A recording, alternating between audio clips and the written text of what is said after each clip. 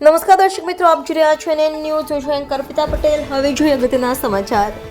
ડીસા ધારાસભ્ય શ્રી પ્રવીણભાઈ માળીના અધ્યક્ષસ્થાને બનાસ ગૌરવ સાંસ્કૃતિક કાર્યક્રમ ઉજવાયો. ડીસા શહેરને 200 વર્ષ પૂર્ણ થતા તથા જિલ્લાની સંસ્કૃતિને ઉજાગર કરવા સાંસ્કૃતિક કાર્યક્રમનું કરાયું આયોજન.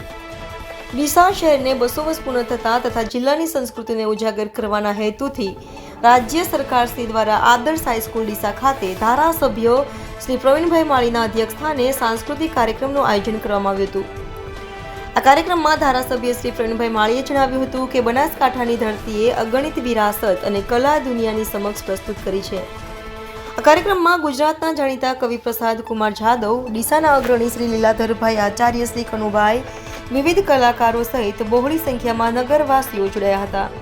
Reporter Nainaben Parmar, NN news, Palanpur. દર્શક મિત્રો, એનએન ન્યૂઝને લાઇક, શેર, સબસ્ક્રાઇબ કરો, બેલ આઇકન પ્રેસ કરો જેથી આપને નોટિફિકેશન્સ મળતી રહે.